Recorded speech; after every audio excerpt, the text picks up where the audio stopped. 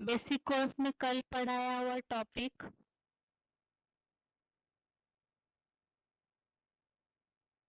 शिव शंकर को क्यों मिलाया है।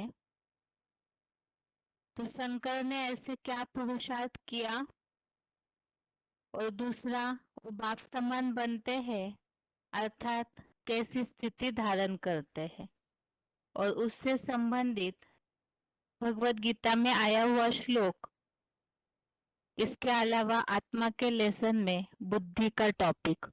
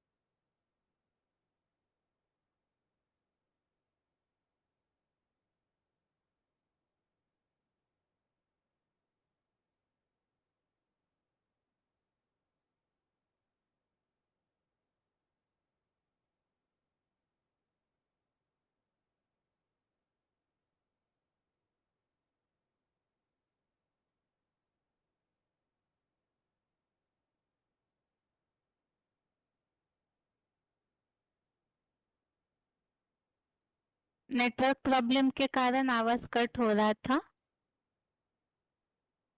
इसीलिए बीच में डिसकंटिन्यू हो गया। बेसिक कोर्स में टॉपिक चल रहा है शिव शंकर को क्यों मिलाया है। तो शंकर ने ऐसा क्या पुरुषार्थ किया, क्या स्थिति बनाई है, और आत्मा के लेसन में जो बुद्धि का टॉपिक समझा है उसमें जो कठोपनिषद में आया हुआ उल्लेख, और मन और बुद्धि का आपस में क्या कनेक्शन है।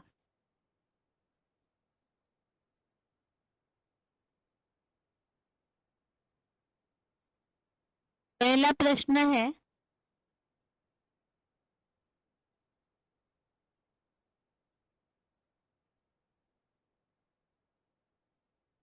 शंकर ने ऐसा क्या पुरुषार्थ किया है जो उन्हें शिव के साथ मिलाया है।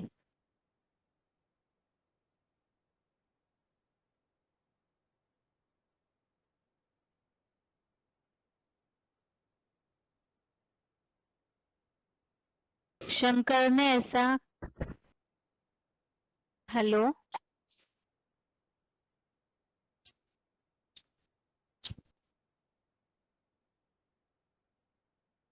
किसी का फोन अनम्यूट हुआ है।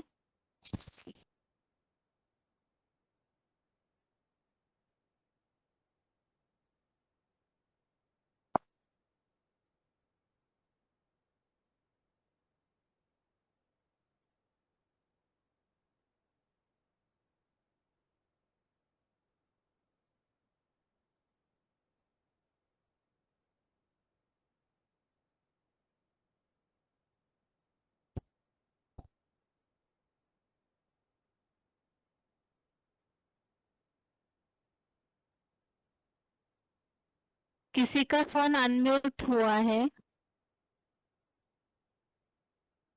हेलो। हाँ जी, रोल नंबर बताइए।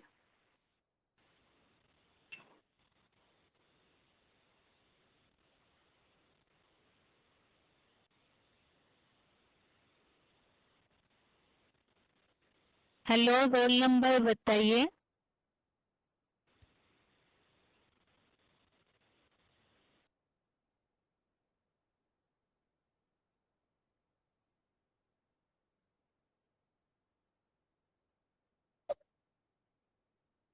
हेलो। हाँ जी, रोल नंबर। 23386 दीदी। हाँ बताइए माता जी। माना शंकर को शिव के साथ मिलाकर एक कर दिया है। इसका कारण है जो सदाशिव ज्योति, माना वो क्या होता है, तो सभी 500-700 करोड़ आत्माओं के माना समान रूप से, माना शिव ज्योति जो आते हैं, जो ज्ञान देते हैं, 500-700 करोड़ आत्माओं को समान रूप में वो ज्ञान देते हैं, परंतु लेने वाले नंबरवार हो जाते हैं, क्योंकि कोई का बुद्धि जो है, बुद्धि का पात्र जो है छोटा होता है और कोई का बुद्धि का पात्र बड़ा होता है। तो ज्ञान को पूरा ग्रहण करने की ताकत सभी में नहीं होता है। प्रयास तो करते हैं, परंतु सभी एक समान प्राप्त नहीं कर पाते। एक शंकर ही है जो 100% सभी स्टूडेंट के बीच में 100% शिव की पढ़ाई को धारण कर लेता है। इसीलिए माना शंकर को सदा तपस्वी रूप में चित्रों में दिखाया गया है, क्योंकि जो भी चित्र है वो चरित्र की यादगार है। शिव की याद में शंकर इतना तल्लीन हो जाते हैं कि शिव को अपने में ही समाहित कर लेते हैं, माना अर्थात वो बाप समान बन जाते हैं। बाप समान माना शिव जैसे सदा कल्याणकारी है, ऐसे वो कल्याणकारी बन जाती है। वही स्थिति है, शिव शंकर एक कहा गया है। वही स्थिति संसार में प्रसिद्ध होती है। वास्तव में ये दोनों आत्माएं अलग अलग है, परंतु शंकर शिव समान बन जाता है, इसीलिए दोनों को मिला के एक कर दिया है। ठीक है माता जी। दूसरा प्रश्न है आपके लिए। हाँ दीदी।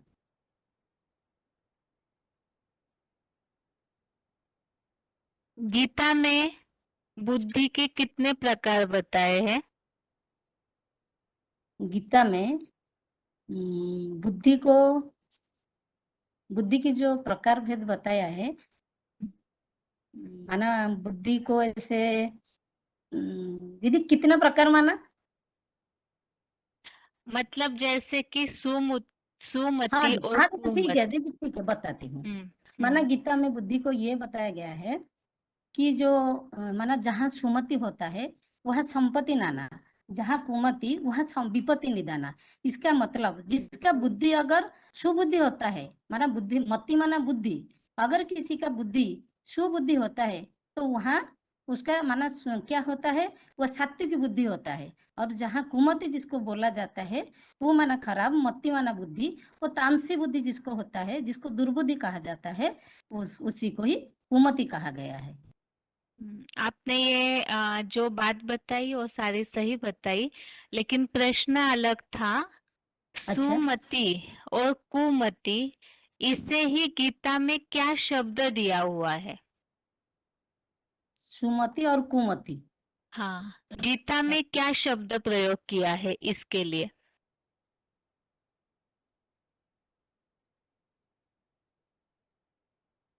गीता में बुद्धि शब्द तो इसके लिए प्रयोग किया गया है, आत्मनम रथिनम विद्धि। गीता में नहीं है तो ये कठोपनिषद तो को बोल कठोपनिषद के। है। गीता में इसके लिए ठीक है माता जी, आप देखिए आगे नहीं उत्तर आ रहा। मिलेगा। हाँ दीदी, हाँ ठीक है। दीदी। हाँ ठीक है, आगे ये सेम प्रश्न। गीता में बुद्धि, आगे के लिए प्रश्न है, गीता में सुमति और कुमति के लिए क्या शब्द प्रयोग किया गया है?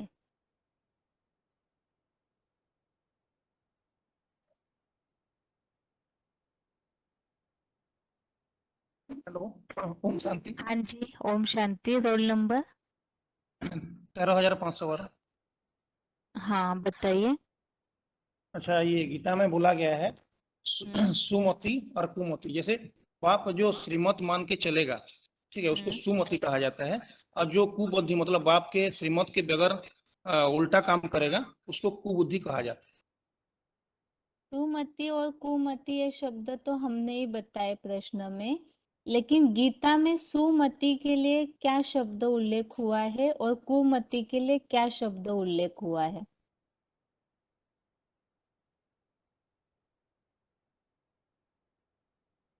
उत्तर आता होगा वैसे आपको, लेकिन और किसी से सुनने के बाद शायद याद आएगा। सुमति के कहने का मतलब है सात्विक बुद्धि। जो सात्विक बुद्धि होता हाँ है सुमति होता है, ठीक है। हाँ। हम्म। कुमति और होता है हम्म जो तामसिक रहते हैं, तामसिक हम्म। बुद्धि वाला को कहा जाता जी है। जी, ठीक है। आगे के लिए आपका प्रश्न है, निराकारी स्टेज अर्थात क्या? निराकारी स्टेज अनुसार जो शंकर वाली आत्मा ऐसे समा जाता है हम्म बाप के साथ, जो मतलब हम्म। निराकार स्टेज धारण कर लेता है। हाँ, तो वही जब निराकारी निराकारी स्टेज बन स्टेज जाता है, मतलब एक कैसी स्थिति होती है? जब उनका देह का भान मतलब चला जाता है, देह का भान नहीं रहता है, हम्म मतलब शिव समान बन जाता है, वो निराकारी निर्विकारी हो जाता है, तब हम्म। जाके वो समा जाता है बाप के साथ। ठीक है, मतलब सही है। शरीर रहते ही ना रहना। हाँ, भान न रहना, ठीक है। आपका प्रश्न हो गया। आगे के लिए प्रश्न है,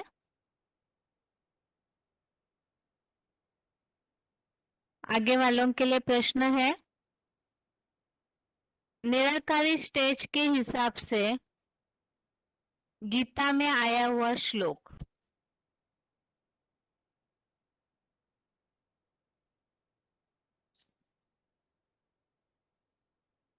निराकारी स्टेज को दर्शाने के लिए गीता में आया हुआ श्लोक का उल्लेख।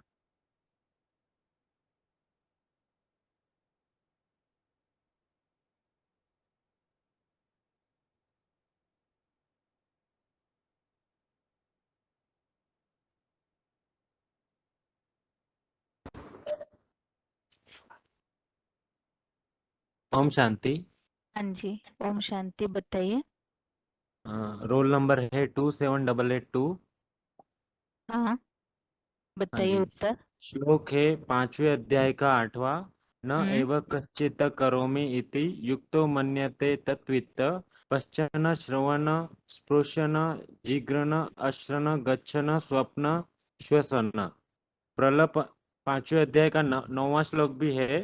हम्म। प्रलपन विसर्जन गृहण उष्मिन निमिषन अपि इंद्रियाणि इंद्रियार्थेषु वर्तन्त इति धारयन्।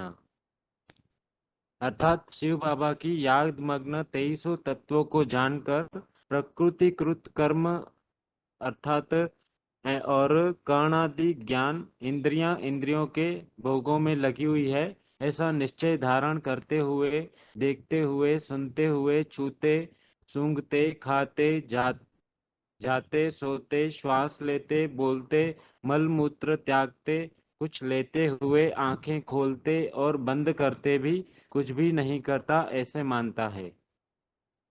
हाँ, ठीक है। इस श्लोक से सार रूप में बताइए। इससे अगर किसी को समझाना है आपको, तो आप कैसे समझाएंगे शंकर की निराकारी स्टेज के बारे में? जैसे सुनते हुए भी उसको भान नहीं रहता, देखते हुए भी, छूते हुए, सूंघते हुए, हम्म। मतलब वो कुछ भी नहीं करता, फिर भी उसकी याद में वो बैठा हुआ है, तो वो भान नहीं रहता, वो निराकार स्टेज मतलब गिनी जाएगी। माने सर्व सामान्य जो मनुष्य है, करते वो हैं, जो हाँ, भी जो कर्म कर्म करते इंद्रियों हैं। से कर्म करते, उसमें आसक्त हो जाते हैं, हाँ हाँ उसमें लिम्पायमान हो जाते हैं, अटक हाँ। जाते हैं। लेकिन याद की ऐसी स्टेज है जिसमें वो हम्म, अटकता नहीं, ठीक है। नहीं। हाँ जी। जो कठोपनिषद में उल्लेख आया हुआ है ना, हाँ जी। तो उसमें हम्म। घोड़े किससे बताया हुआ है? 5। नहीं नहीं, घोड़े किससे बताया है? घोड़ा घोड़े, किसे बताया है? हाँ, मन को। कट घोड़ा मन को नहीं, हाँ जी। कठोपनिषद में जो उल्लेख है उसमें घोड़ा कुछ अलग रीति से बताया है। हाँ। ठीक है, शरीर को क्या बताया है? रथ। ठीक है, आपका प्रश्न हो गया। आगे के लिए प्रश्न है,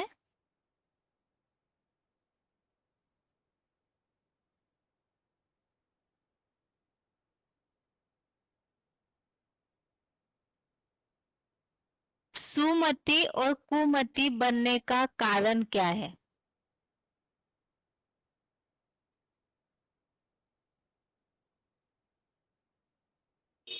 हेलो। हाँ जी।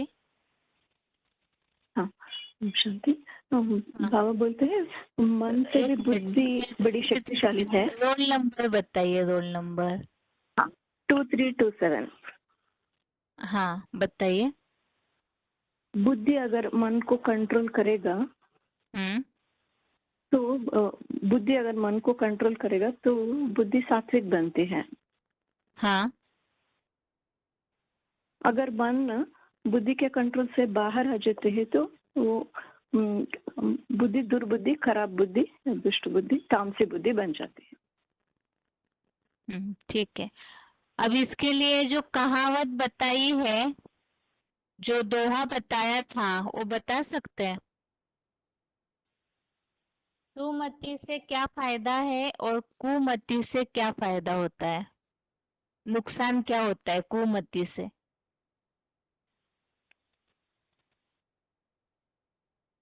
जहाँ सुमति तहाँ संपत्ति नाना, जहाँ कुमति तहाँ विपत्ति निदाना। है ना? जहाँ सुमति होती है वहाँ धन संपत्ति और सफलता भरपूर रहती है। जहाँ कुमति होती है वहाँ नाना प्रकार के विघ्न विपत्ति आ जाते हैं। ठीक है, हो गया आपका प्रश्न। आगे के लिए प्रश्न है,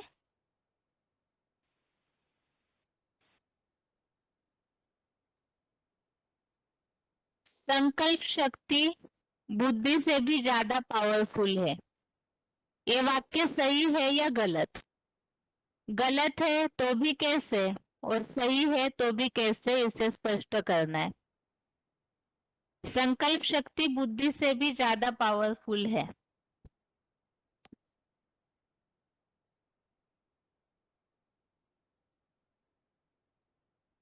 हेलो। हाँ जी। हेलो। हाँ हेलो, बताइए।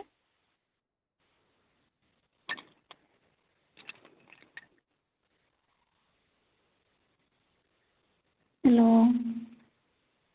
हेलो बताइए, आवाज सुनाई दे रहा है आपका। दीदी फिर से क्वेश्चन पूछिए। प्रश्न ये पूछा है कि मन संकल्प शक्ति बुद्धि से भी ज्यादा पावरफुल है क्योंकि वो लगातार चलते रहता है। तो ये वाक्य सही है? हाँ, ये सही है कि बुद्धि से भी संकल्प शक्ति ज्यादा होती है। कैसे? क्योंकि ये श्लोक में भी बताइए ना, जो 3 अध्याय का 42 नंबर श्लोक में, मनस्तु परा बुद्धि, मन से भी बुद्धि परे ही। तो मन संकल्प शक्ति से बुद्धि, हाँ संकल्प शक्ति से बुद्धि भी परे माने ऊपर हो जाती है। हाँ बताइए, आगे स्पष्ट कीजिए इस बात को।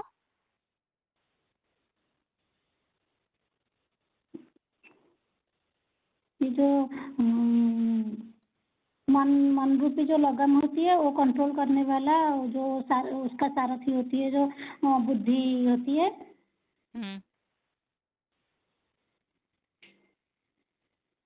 ठीक है,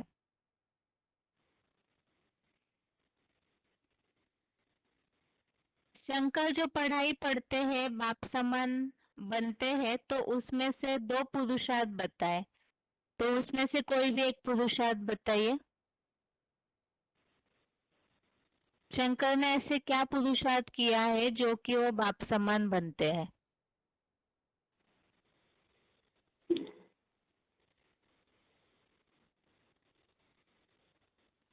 जो शंकर में याद के द्वारा सिद्ध में इतने जो तल्लीन हो जाते हैं कि इससे शायद तो वो अपने जो अपने जो स्थिति को ऊपर स्टेज में ले जाती हैं, निराकारी स्टेज धारण कर लेती हैं। ठीक है माता जी, हो गया आपका प्रश्न। आगे के लिए प्रश्न है,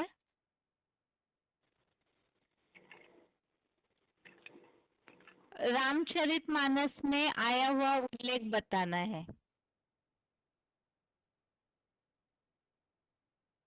रामचरितमानस में जो उल्लेख आया हुआ है, यदि वो पूरा बताना किसी को आता है तो वह हाथ उठाइए।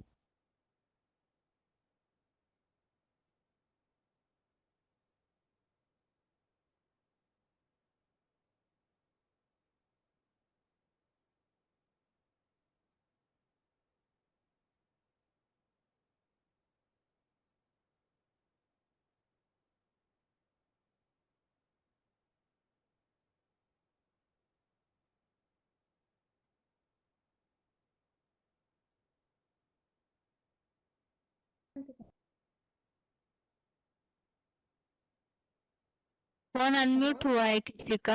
हाँ जी। हाँ जी, ओम शांति बहन जी। हाँ, ओम शांति। 2480 हाँ।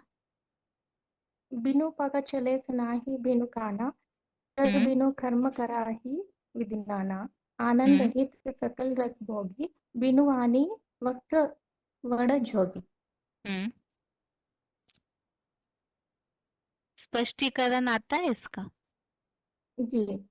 हाँ, बिना बताइए। पाँव के चलता है, बिना हाँ। कान के सुनता है, बिना हाथों के नाना प्रकार के कर्म करता है, मुक्त नहीं है परंतु दुनिया के सब रसों को भोगता है, वाणी भी नहीं है परंतु दुनिया का सबसे बड़ा भक्त है। तो इसे अगर किसी भक्तों को समझाना है तो कैसे स्पष्ट करेंगे इस बात को? मना ऐसे भक्त ऐसे सोचते हैं कि कुछ भी ऐसे भगवान है ना, ऐसे भक्ति मार्ग में ऐसे सोचते हैं, लेकिन ऐसे नहीं है, ये स्थिति के आधार पर है, ऐसे समझाना है। मना निराकारी स्टेज में रहकर कर्म करता है। ठीक है।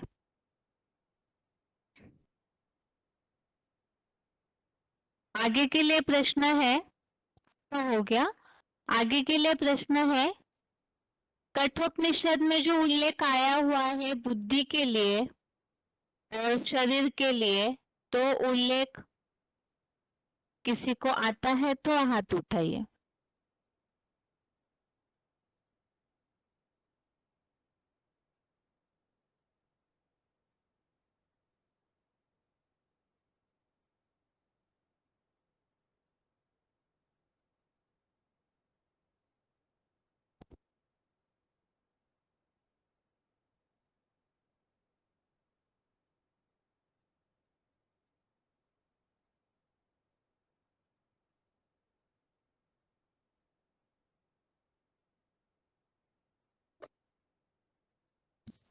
हेलो। हाँ जी बहन जी, ओम शांति। हाँ, रोल नंबर बताइए माता जी। हाँ ओम शांति बहन जी। हाँ, ओम शांति, रोल नंबर बताइए। बहन जी मेरा तो भर्ती नहीं हुआ था। अच्छा, कहाँ से बात कर रहे हैं आप? नदिया जिला फुलिया गांव से बताता हूँ। अच्छा, बताइए। हाँ, वो तो श्लोक में आया हुआ है कि आत्मनम रथिनम विद्धिम शरीरम रथैव च बुद्धि तो सारथिम विद्धि मनो प्रोग्राम एवं ज। इसका होता है कि इस शरीर को रथ समझो और इस जीवात्मा को रथी अर्थात रथ का स्वामी समझो, बुद्धि को सारथी और मन को घोड़े का लगाम लगाने वाली रस्सी समझो। ठीक है। आपके लिए दूसरा प्रश्न है, हाँ बोलो।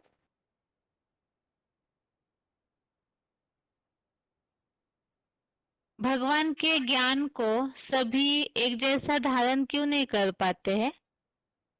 लेकिन सभी को बुद्धि तो एक जैसे नहीं होता है, और बाप को ज्ञान को धारण करने के लिए तो हमारा बुद्धि भी अच्छी होनी चाहिए। कोई का बुद्धि कम वाली होती है, कोई का बुद्धि अच्छी होती है, इसीलिए बाप को ज्ञान वो पूरा नहीं धारण कर सकते सभी लोग। ठीक है, आपका प्रश्न हो गया। आगे के लिए प्रश्न है,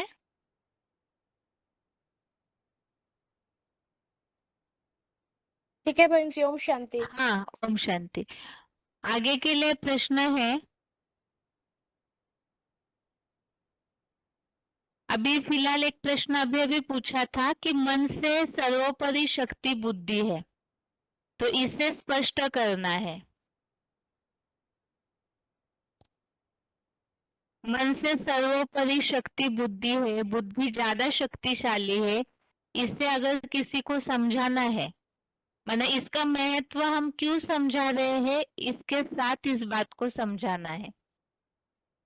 बुद्धि को मन से भी ज्यादा महत्व देना क्यों जरूरी है और किस तरह से वो शक्तिशाली है।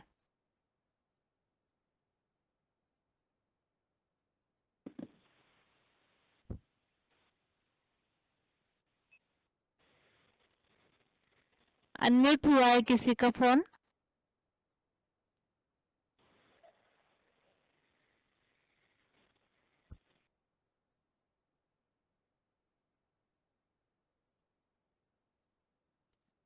हेलो।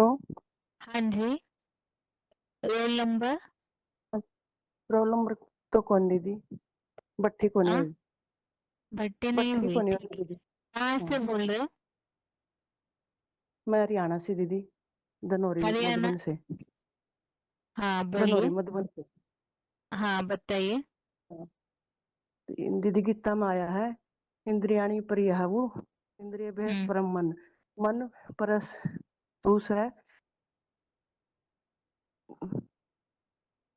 भाई। पूरा श्लोक तो दीदी को नहीं आंदा, मैं हाँ चलिए भावार्थ आगे बताऊं। बताइए, आगे बता दीजिए आप हाँ, बात। हाँ। हाँ। इंद्रियों से प्रबल मन है और मन से प्रबल बुद्धि है, और बुद्धि से हम्म, प्रबल बुद्धिमानों की बुद्धि भगवान शिव हम्म, ज्योति बिंदु है। हम्म, ठीक है, आपका प्रश्न हो गया।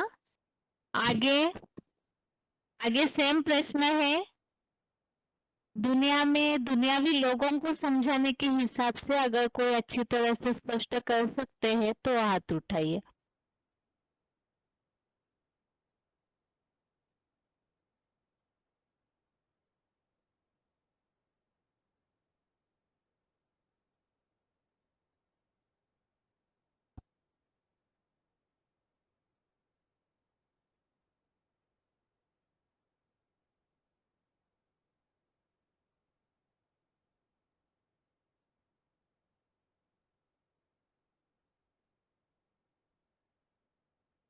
किसी का फोन अनम्यूट हुआ है?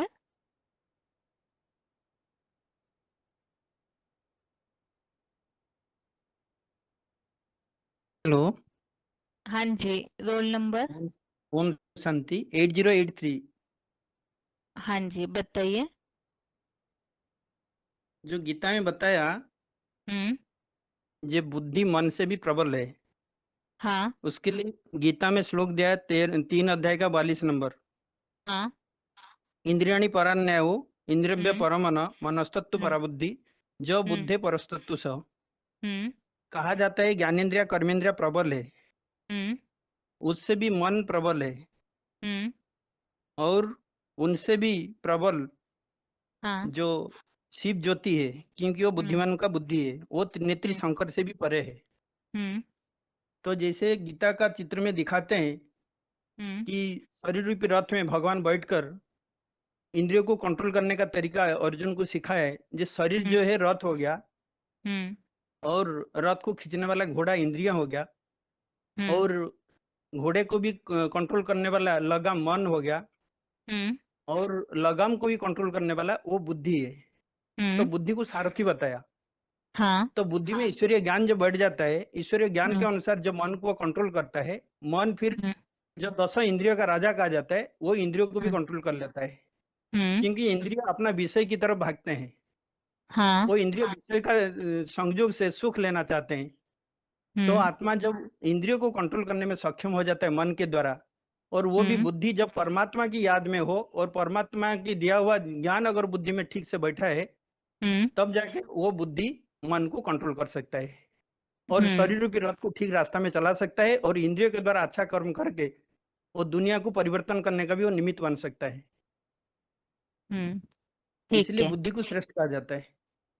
ठीक है, बिल्कुल। आगे एक प्रश्न आपका और है। शिव शंकर वाला टॉपिक समझाते समय जो सर्वव्यापी के चित्र में जो चित्र दिया हुआ है लोहा अग्नि का, तो उस संबंधित उदाहरण देकर के कोई टॉपिक बताया था।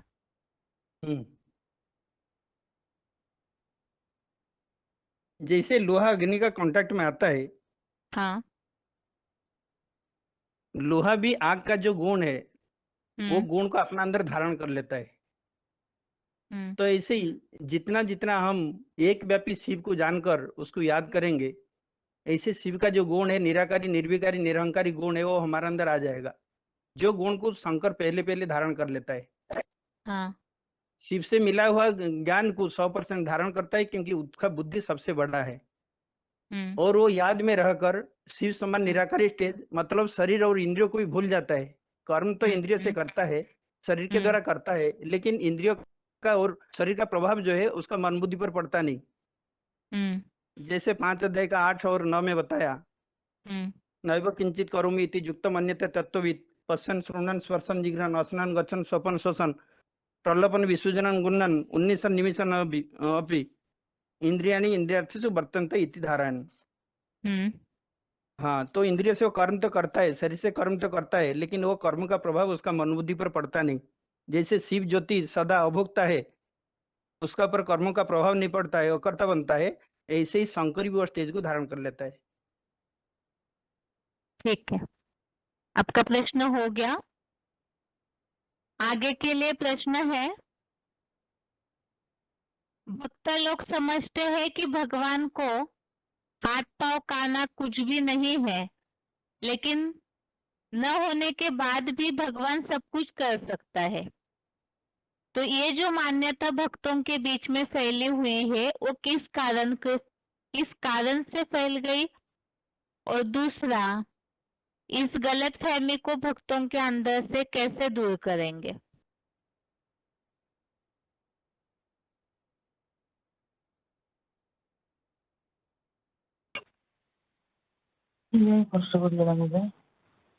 हेलो, हाँ जी, रोल नंबर बताइए। हाँ, रोल नंबर 20155। हाँ, बताइए। प्रश्न पूछिए। प्रश्न ये पूछा है, भक्तों के बीच में भक्त लोग ऐसे समझते हैं ना कि भगवान को हाथ पांव कान नाक कुछ भी नहीं है, इंद्रिया नहीं है, लेकिन फिर भी भगवान सर्वशक्तिवान है तो सारे कार्य कर सकते। ये जो भावना है भक्तों के बीच में किस कारण से फैली है और उसे कैसे दूर करेंगे।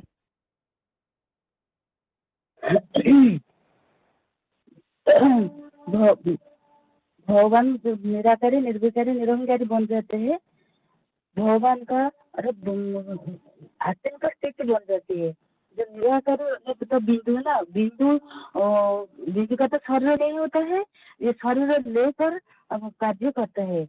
ऐसे जो भगवान जब जिस शरीर में आता है वो शरीर होकर भी ऐसा कर्म करते हैं, शरीर से आसक्त नहीं होता है, इंद्रियों का भान रहता नहीं है, ऐसा आत्मा का स्थिति पर टेक जाती है। तो इसे भी कहा बताइए कि मनुष्य भगवान होते हुए भी कान नहीं सुनते हैं, पाँव नहीं चलता है, आँख नहीं भी देखते हैं। हमारे भी जगन्नाथ मंदिर भी जो होते हैं ना, बोलते हैं कि ये सब कुछ कान आँख नहीं है, किसी भी सब देखते हैं। हम लोग कैसे देखते हैं, ये तो निराकारी बिंदु होती है, तो बिंदु शरीर बिना तो कुछ नहीं कर पाते हैं, तो कैसे देखेंगे। मतलब उसका शरीर लेकर और कर्म करते भी ही कर्म से आसक्त नहीं होता है। इसलिए हमको ये बुद्धि में रखना है, जो भगवान का अस्तित्व हमको पता चले कि वो बिंदु है और ज्योतिर्बिंदु है, किंतु ज्योतिर्बिंदु कैसे कार्य करेंगे, कैसे देखेंगे, ये तो ऑर्गन का शरीर वगैरह देख नहीं सकता है।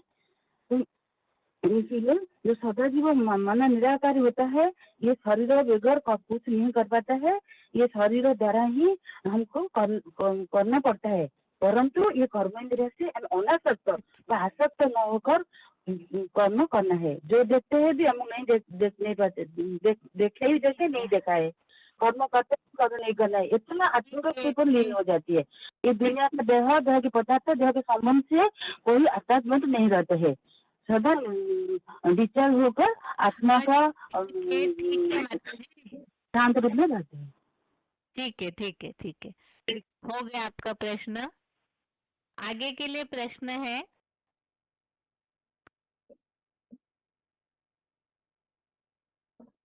शंकर की, आगे वालों के लिए प्रश्न है ये, शंकर की यादगार मूर्तियां जो है वो किस बात का प्रतीक है?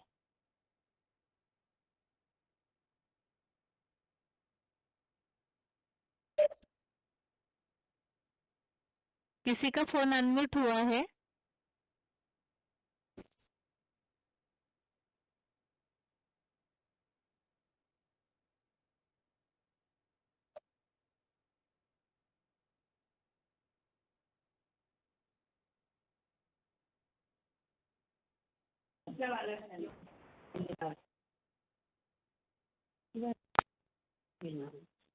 फोन अनम्यूट हुआ है किसी का?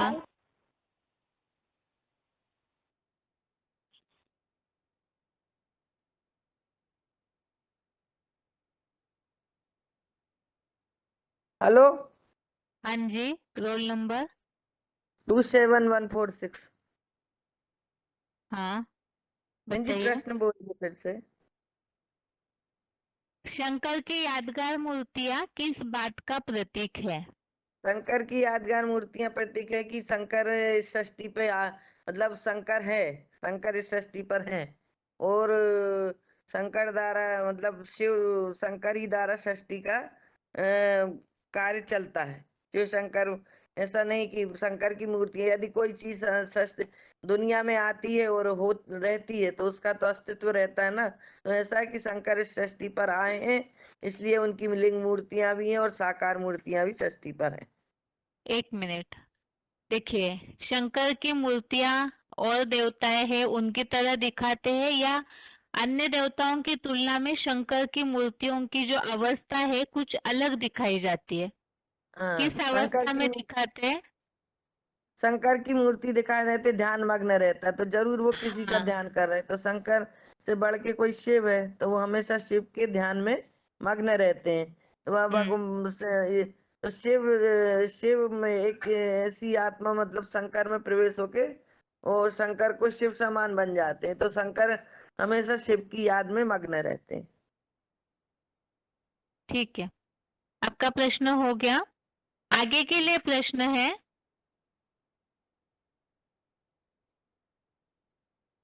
अगर बुद्धि को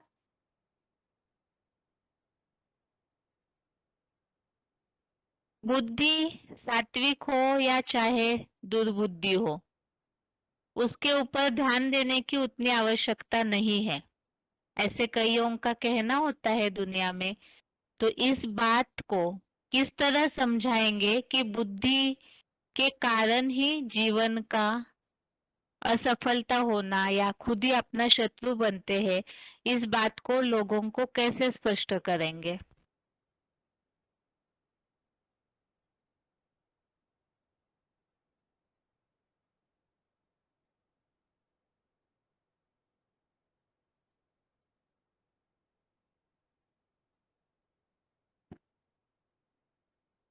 बुद्धि के नष्ट होने से ही सब कुछ नष्ट हो जाता है, तो इससे लोगों को समझाना है।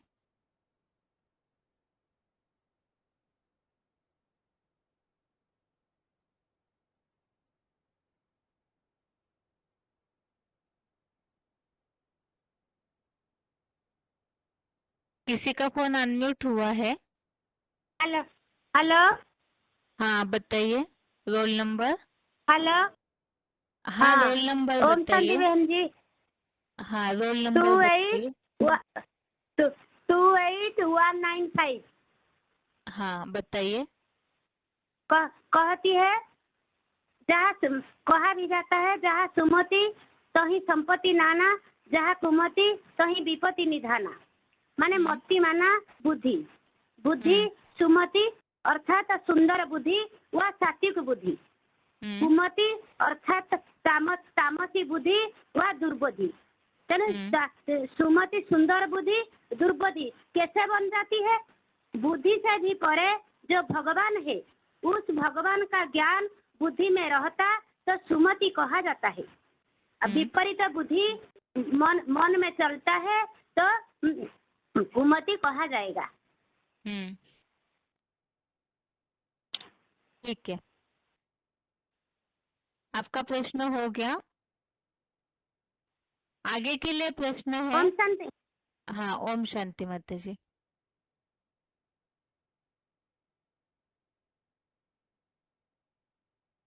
आगे के लिए प्रश्न है,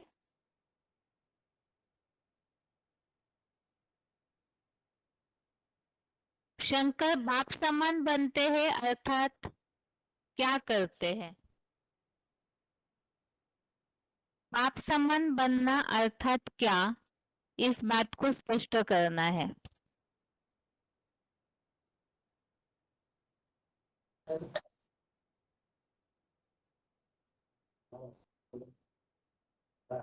हाँ, किसी का फोन अनम्यूट हुआ है। हाँ जी, ओम शांति दीदी। हाँ, ओम शांति, बताइए रोल नंबर। 25,715। हाँ, उत्तर। दीदी, शंकर आप समान बनते हैं, इसका तात्पर्य यह है कि शिव में जब शंकर जी में जब शिव प्रवेश करते हैं तो शंकर जी याद की स्टेज में ऐसा लवलीन हो जाता है कि उसे मतलब देह का भान नहीं होता है, निराकारी स्टेज बन जाती है, निर्विकारी निरंकारी स्टेज बन जाती है और वह शिवलिंग स्वरूप हो जाता है। वह अपने में योग ऊर्जा इतनी भर लेता है कि वह 100% शिव के समान ही हो जाता है और उसकी यादगार में शिवलिंग जो बनाए जाते हैं, पूजे जाते हैं दुनिया भर में, वह शिव शंकर वाली आत्मा जब शिवलिंग बन जाती है पूर्ण रूप से, तो उसी की यादगार में शिवलिंग बनाए जाते हैं, पूजे जाते हैं। हाँ जी, ठीक है। आगे के लिए आपका प्रश्न है, जी शरीर रूपी रथ में जी जो रस्सी है वो किसे कहा है? जी, फिर से बोलिए। शरीर रूपी रथ है, जी, उस रथ में जो लगाम पकड़ने वाली रस्सी है वो रस्सी किसे कहा है? बुद्धि को लगाम कहा गया है। रस्सी कौन है? रस्सी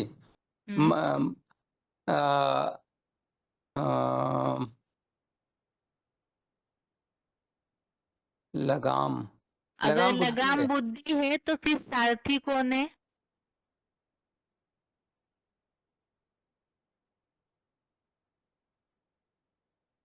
मन रूपी लगाम, मन रूपी लगाम, ठीक मन है। को लगाम कहा गया है। हाँ जी, ठीक है, आपका प्रश्न हो गया। आगे के लिए प्रश्न है, आगे वालों के लिए प्रश्न है,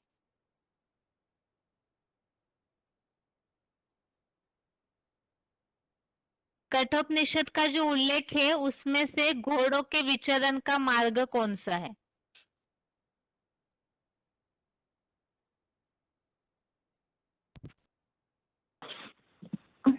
हेलो, हाँ जी, रोल नंबर 28429। हाँ, बताइए। घोड़े को इंद्रिय गोचरों के विषय में इंद्रियों के विषय में मैंने बताया है। मैंने घूमने वाले घोड़े जो बेलगाम होते हैं तो इंद्रियों भी बेलगाम हो जाते हैं। और नहीं, इसे थोड़ा सा आप स्पष्ट रीति से समझाइए। देखिए, घोड़ों के विचरण का मार्ग माने इंद्रियों के विषय अर्थात क्या?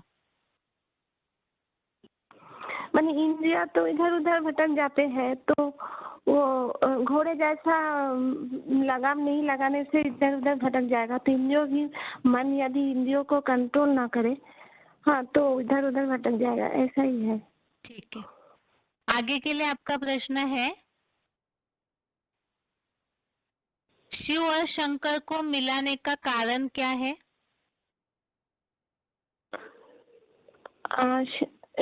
शंकर तो साधारण मनुष्योत्तम है, लेकिन वो जब निराकारी निर्विकारी से धारण करती है, बाप समान बन जाती है, तो बाप के सब गुण शंकर में आ जाते हैं।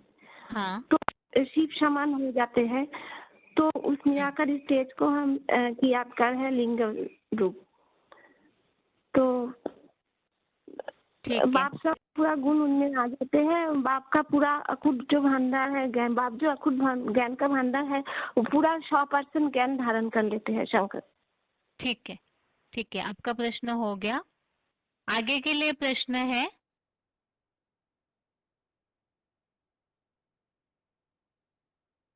अभी जो प्रश्न पूछा था उसका सही रीति उत्तर नहीं आया है।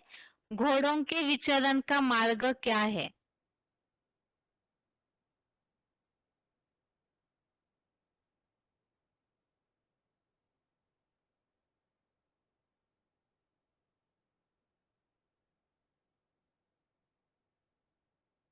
हेलो, कौन अनम्यूट हुआ है किसी? हाँ जी, हाँ, रोल ओम नंबर। शांति।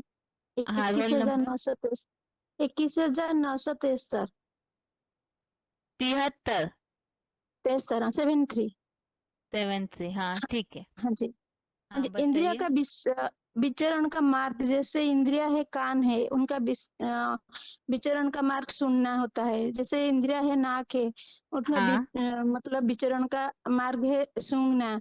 ऐसे जैसे इंद्रिया आंख है, उनका विचरण का मार्ग है देखना, वही विचरण का मार्ग है। इंद्रियों के जो कर्म है वही उनके विचरण का हाँ, मार्ग है। विचरण का मार्ग। हाँ जी। ठीक है, अभी बताइए कि इन घोड़ों को कंट्रोल करने का तरीका क्या है? इन घोड़ों को जब बुद्धि रूपी लगाम होगा तो इन घोड़ों को हम कंट्रोल कर पाएंगे। ठीक है, बुद्धि रूपी लगाम। हाँ जी, ठीक है, कठोपनिषद में जो उल्लेख आया हुआ है उसे बता सकते हैं आप? हाँ जी। आत्मानं रथिना विद्धि शरीर रथमेव च विद्धि तु सारथि बुद्धि तु सारथि विद्धि मन प्रज्ञमेव च इंद्रियाणि हयन्याउ विषयान् स्तेषु गोचरान् आत्मेन्द्रिय मन युक्त भोक्त्या याहु मनीषिणा।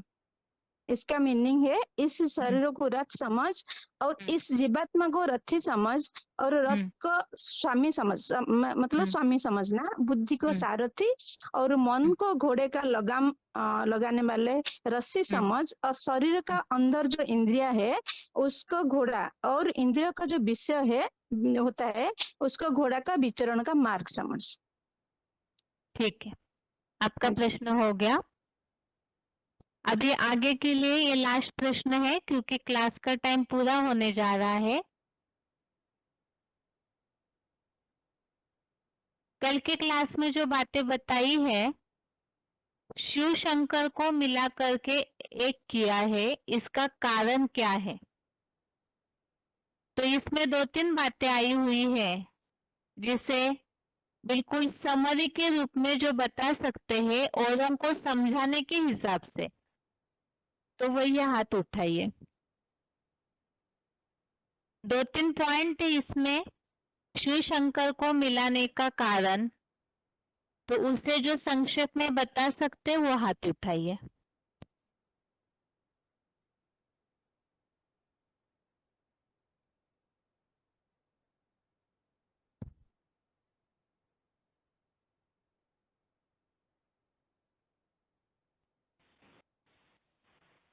किसी का फोन अनम्यूट हुआ है? हेलो। हाँ जी, हेलो। Roll number. हाँ, रोल नंबर बताइए। हाँ, 28195।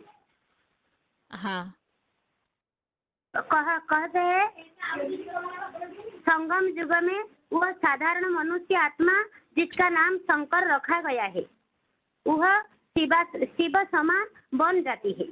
इसलिए शिव और शंकर दोनों को मिलाकर एक कर दिया है।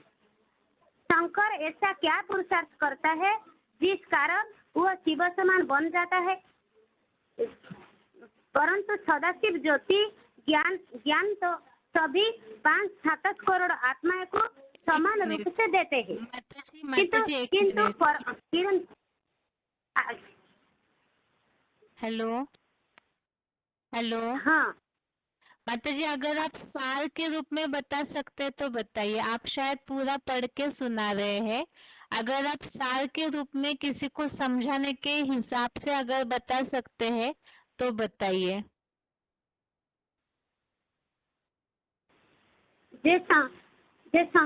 शंकर शिव समान ऐसे तो 100% पुरुषार्थ कर जाती है,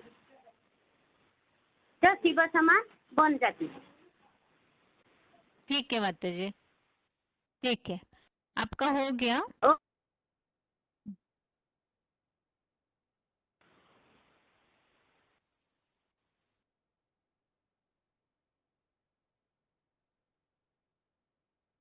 और कोई बिल्कुल 4 या 5 वाक्यों में ही इस बात को बिल्कुल संक्षेप में, जैसे किसी को तुरंत इन बातों को समझाना है तो ऐसे समरी के रूप में जो बता सकते हैं वो हाथ उठाइए। हमें अगर परिचय देना है तो इतना, अगर किसी के पास लंबा समय नहीं है तो बिल्कुल संक्षेप में इस बात को किसी को समझाना है तो कैसे समझाएंगे?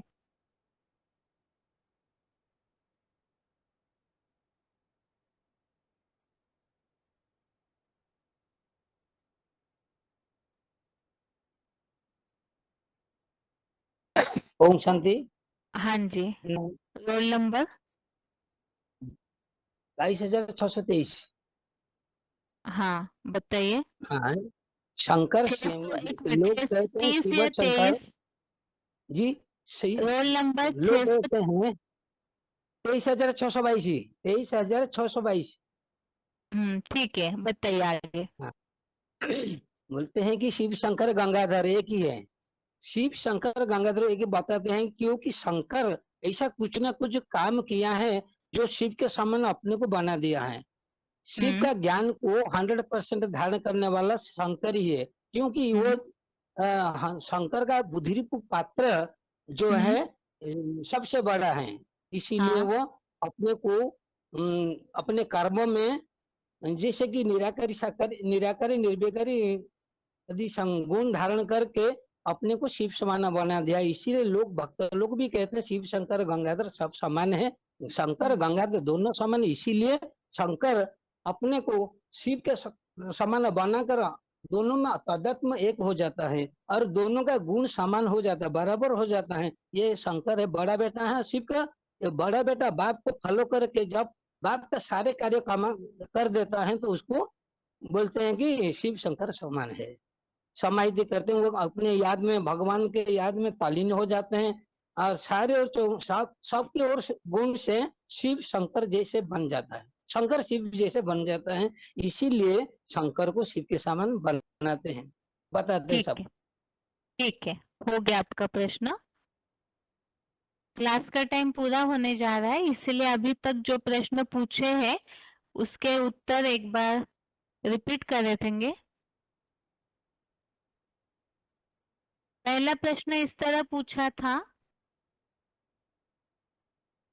एक तो शिव और शंकर को मिलाकर एक करने का कारण क्या है? तो 1-2 वाक्यों में उत्तर देने के हिसाब से इस प्रश्न को पूछा था। शिव और शंकर दोनों को मिलाकर एक करने का खास कारण है कि शंकर वाली आत्मा शिव समान बन जाती है। वो ऐसा पुरुषार्थ करती है कि वो बाप समान बन जाती है। दूसरा प्रश्न पूछा था कि शंकर ने ऐसे क्या पुरुषार्थ किया है कि वो शिव समान बन जाते हैं? तो वो पुरुषार्थ ये है, जब सुप्रीम सोल शिव इस सृष्टि पर आते हैं तो दुनिया को परिवर्तन करने के लिए वो ज्ञान सुनाते हैं और उस ईश्वरीय पढ़ाई को शंकर वाली आत्मा, अर्थात भगवान के ज्ञान को शंकर वाली आत्मा पूरी तरह से अपने में धारण कर अपने अंदर समाहित करके बाप समान निराकारी बन जाती है। ये पहला पुरुषार्थ। और दूसरा पुरुषार्थ है, जो दूसरा सब्जेक्ट है ईश्वरीय पढ़ाई का मुख्य सब्जेक्ट याद। तो शंकर वाली आत्मा निरंतर याद करती है शिव बाप को, और इसीलिए ही याद करते करते वो भगवान के सारे गुणों को, शक्तियों को अपने अंदर समाहित कर लेती है। तो ये दो पुरुषार्थ है, एक तो ज्ञान पूरा धारण कर लिया अपने में, और दूसरा निरंतर याद करके गुण और शक्तियों को अपने में धारण करती है, और इसीलिए ही वो इन दो पुरुषार्थ के कारण शिव समान बन जाती है। अब दूसरा प्रश्न ये था, अगला प्रश्न उससे, कि भगवान के ज्ञान को सभी क्यों नहीं धारण कर पाते हैं? तो उसका कारण, जैसे स्कूल में भी सभी बच्चों की बुद्धि की क्षमता एक जैसे नहीं होती, इसी तरह से भगवान जब इस सृष्टि पर आते हैं तो उनके ज्ञान को सभी एक जैसे धारण न करने का कारण, कोई का बुद्धि रूपी पात्र बड़ा, कोई का छोटा है। इस कारण से भगवान के ज्ञान को लेने में सब नंबरवार हो जाते हैं, क्योंकि सभी में बुद्धि के पात्र के अनुसार भगवान के ज्ञान को पूरी तरह ग्रहण करने की ताकत सभी में नहीं होती है। अगला प्रश्न ये पूछा था कि सर्वव्यापी के चित्र में जो अग्नि और लोहे का उदाहरण दिया हुआ है, तो वो उदाहरण इस शिव शंकर के चित्र में किस हिसाब से हम समझा सकते हैं? तो अग्नि में तप करके लोहा भी अग्नि के गुण धारण करके लाल हो जाता है, मोल्ड हो जाता है। तो ये है संग के रंग का कमाल। इसी तरह से शिव बाप को याद करते करते शंकर वाली आत्मा भी उनके संग के रंग से पूरी तरह से वैसे ही बन जाती है, उनके गुण शक्तियों को अपने में धारण करती है, और याद के आधार से जैसे शिव बाप निराकारी है, वैसे शंकर वाली आत्मा भी निराकारी बन जाती है, अर्थात ही उनके समान बन जाती। अगला प्रश्न ये पूछा था कि निराकारी बनना अर्थात क्या? तो निराकारी बनना अर्थात ये नहीं है कि बिल्कुल बिंदु बने और शरीर ही न हो। आत्माएं तो सभी निराकारी होती है, लेकिन शरीर रहते हुए भी निराकार बनना अर्थात निराकारी स्टेज को धारण करना। तो निराकारी स्टेज अर्थात क्या, ऐसा प्रश्न पूछा था। उसका उत्तर निराकारी स्टेज अर्थात जैसे आत्मा बिंदु है, तो इसी तरह से शरीर होते हुए भी याद की ऐसी अवस्था में तल्लीन होती है शंकर वाली आत्मा कि उनको शरीर का और इंद्रियों का भान नहीं रहता है। अगला प्रश्न पूछा था निराकारी स्टेज के हिसाब से। निराकारी स्टेज को समझाने वाला गीता का कोई श्लोक। तो 5वें अध्याय का 8वां और 9वां श्लोक, अध्याय 5 श्लोक नंबर 8, 9, ये जो श्लोक है इसमें इस तरह से उल्लेख आया हुआ है कि शरीर के इंद्रियों से, ये श्लोक पूरा नहीं पढ़ेंगे और भावार्थ का केवल सार बता रहे हैं कि शरीर से, इंद्रियों से सब कुछ करते हुए भी मान लो जैसे कि कुछ भी नहीं करता है।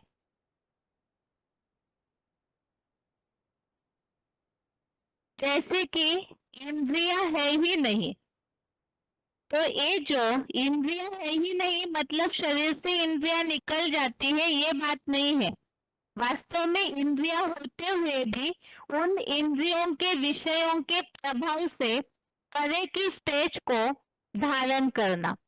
तो अर्थात ही शरीर से सारे कर्म करते हुए भी उन इंद्रियों के विषय के प्रभाव में न आना, उस भोग में लिंपायमान न होना। अगला प्रश्न पूछा था कि भक्तों के मन में ये जो भावना बैठी हुई है कि भगवान को हाथ पांव कान कुछ भी नहीं है, लेकिन फिर भी वो सर्वशक्तिवान है तो कुछ भी कर सकता है, इस गलतफहमी को कैसे दूर करेंगे? तो वास्तव में ये जो बात है, ये बात भी जहाँ शंकर वाली आत्मा बाप समान बन जाती है, ऐसी निराकारी स्टेज को धारण करती है, तो उन्हीं के लिए बात लागू होती है। लेकिन भक्तों को ये बात समझ में नहीं आई, क्योंकि ये जो रामचरितमानस में उल्लेख है, बिनु पग चले सुने बिनु काना, कर बिनु कर्म करे विधि नाना, आनंद रहित सकल रस भोगी, बिनु वाणी वक्तावर जोगी, ये जो उल्लेख आया हुआ है रामचरितमानस में, इसे भक्तों ने इस तरह से लिया कि भगवान को इंद्रियों की आवश्यकता नहीं है। वास्तव में परम पिता के टॉपिक में इस बात को समझाया जाता है कि बिना ऑर्गन्स के, बिना इंद्रियों के आत्मा कुछ भी कर नहीं सकती है। लेकिन यहाँ पर भगवान के लिए बात इस तरह से लागू होती है, जो शिव समान, भगवान के समान बन जाती है शंकर वाली आत्मा, जिसमें निराकार शिव प्रवेश करते हैं, तो वो शंकर निराकारी स्टेज में रहकर कर्म करता है, इंद्रियों के, विषयों के प्रभाव से परे की स्टेज में रहकर कर्म करता है। और इसीलिए ही उनका वो जो प्रभाव है, उसी का गायन ही इस निराकारी स्टेज का ही रामचरितमानस में इस तरह से बोला हुआ है। वास्तव में ये बात नहीं है कि भगवान कोई अजूबा गरूबा कर दे, कोई जादूगरी कर दे। तो यहाँ बात है, जो ऐसी स्टेज धारण करते हैं, उस स्टेज के आधार से ही वो दुनिया में अपना कर्तव्य करके दिखाते हैं। अगला आत्मा के लेसन के टॉपिक संबंधित प्रश्न। सबसे पहले कठोपनिषद में आया हुआ उल्लेख, तो वो उल्लेख जो मन से भी शक्तिशाली है बुद्धि, इसी बतौर ये उल्लेख है कि आत्मानं रथिं विद्धि शरीरं रथमेव च, बुद्धिं तु सारथिं विद्धि मनः प्रग्रहमेव च, इंद्रियाणि ह्यहन्याहुः विषयांस्तेषु गोचरान्, आत्मेन्द्रिय मनोयुक्तम भोक्ते त्याहुर्मनीषिणः। तो ये उल्लेख कठोपनिषद में इस हिसाब से दिया है कि शरीर को रथ समझो, जीवात्मा को रथी अर्थात रथ का स्वामी, बुद्धि को सारथी, मन को घोड़ों को लगाम लगाने वाली रस्सी समझो, और शरीर के अंदर जो इंद्रियां है उन्हें घोड़े, और इंद्रिय गोचर अर्थात जो इंद्रियां है, घोड़े है, इनके विचरण का मार्ग है इंद्रियों के विषय भोग।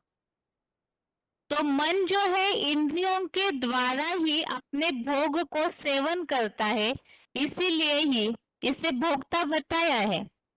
अब इस बात को इस हिसाब से समझा है कि बुद्धि जो है मन से पावरफुल है, बुद्धि सारथी है, और सारथी जब तक घोड़ों की लगाम को पकड़ के रखता है तब तक रथ सही रीति से चलेगा। और बुद्धि रूपी सारथी ही अगर कमजोर हो गया, ध्यान उसका भटक गया, अगर उसने लगाम की रस्सी छोड़ दी, तो रथ पूरी तरह से नुकसान को पहुंच जाएगा। अगली बात, ये प्रश्न पूछा था कि मन संकल्प शक्ति पावरफुल है या बुद्धि पावरफुल है, इसमें क्या पावर है? तो वास्तव में मन संकल्प शक्ति लगातार दौड़ते रहती है, संकल्प से सृष्टि रची गई, इस हिसाब से पावरफुल तो है, लेकिन मन को कंट्रोल करने वाली है बुद्धि। वो कैसे? तो इसी के बारे में गीता का 3 अध्याय का 42वां अध्याय 3 का श्लोक नंबर 42 है। इंद्रियों को कहते प्रबल है, मन इंद्रियों से प्रबल है, और बुद्धि मन से भी प्रबल है, किंतु जो बुद्धि से परे है वो त्रिनेत्री सदाशिव शिव है। तो इस बात में मन से शक्तिशाली बुद्धि है, ऐसे क्यों कहा है?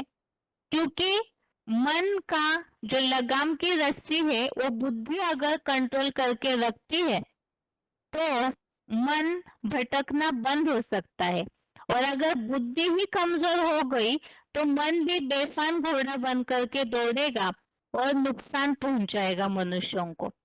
तो इसी के लिए ही ये कहा गया है, जहाँ सुमति वहां संपत्ति नाना, और जहाँ कुमति तहाँ विपत्ति निधाना। अगर बुद्धि कमजोर हो गई, दुर्बुद्धि हो गई, कमजोर हो गई, तो वहां विघ्न आपत्तियां आने लगती है। इसीलिए बुद्धि मन से पावरफुल है। अगर निर्णय शक्ति, परख शक्ति, बुद्धि अर्थात ज्ञान, समझ शक्ति कमजोर हो गई तो मन नुकसान पहुंचाएगा ही। इसीलिए मन से प्रबल बुद्धि है। दूसरी बात ये पूछी गई थी कि बुद्धि के 3 प्रकार किस हिसाब से गीता में बताए हैं। ये उत्तर न बता पाने के कारण इस तरह से इसी प्रश्न को पूछा था कि सुमति और कुमति, इसके लिए गीता में क्या शब्द आए हैं। तो सुमति अर्थात सात्विक बुद्धि, कुमति अर्थात तामसी बुद्धि। तो गीता के 18वें अध्याय में सात्विक, राजसी और तामसी इस प्रकार की बुद्धि और उसकी परिभाषा का उल्लेख आया हुआ है, जो हमने विस्तार वाले कोर्स में समझा था। आगे ये प्रश्न पूछा था कि बुद्धि को नियंत्रण में रखना जरूरी है। इसे दुनिया वालों को कैसे समझाएंगे कि बुद्धि वास्तव में सही रखने से ही मनुष्य जीवन में सफल हो सकता है। तो इसके बारे में हमने समझा था कि अगर बुद्धि का लगाम छूट जाता है तो मन जो है वो इंद्रिय रूपी घोड़े, मन भी कंट्रोल से बाहर और उससे इंद्रिय रूपी घोड़े अर्थात इंद्रिया भी कंट्रोल से बाहर जाएगी। क्योंकि मन के संकल्प बेफान चलेंगे तो इंद्रिया अपने कर्म करने से चूकेगी नहीं, और इसका परिणाम जैसे बताया शरीर रथ है और बुद्धि रूपी सारथी ने अपना काम करना छोड़ दिया तो मन अर्थात लगाम की रस्सी भी लूज हो गई, घोड़े भी दौड़ने लगे, तो इसके कारण ही व्यक्ति अर्थात आत्मा खुद ही अपने लिए शत्रु बन जाता है। और इसी का कारण बताया कि आज दुनिया में ये बेलगाम मन ये सबसे बड़ी समस्या है सभी की। और इस बेलगाम मन के लिए क्या करना जरूरी है, किस कारण से ये बुद्धि नष्ट हो गई। मन गन कंट्रोल होने का कारण, अपना शत्रु बनने का कारण बुद्धि ने अपना काम छोड़ दिया। और ये जो बुद्धि है ये किस कारण से खराब हुई, तो उसका कारण है बुद्धि से भगवान का ज्ञान नष्ट हो गया, बुद्धि का विनाश हो गया, और इसी कारण से ही सभी समस्याओं में फंसे हुए हैं। इस तरह से आज के श्लोक टेस्ट के प्रश्नों के उत्तर हो गए। इसके साथ ही आज के लिए गीता क्लास यहाँ पूरा होता है। ओम शांति।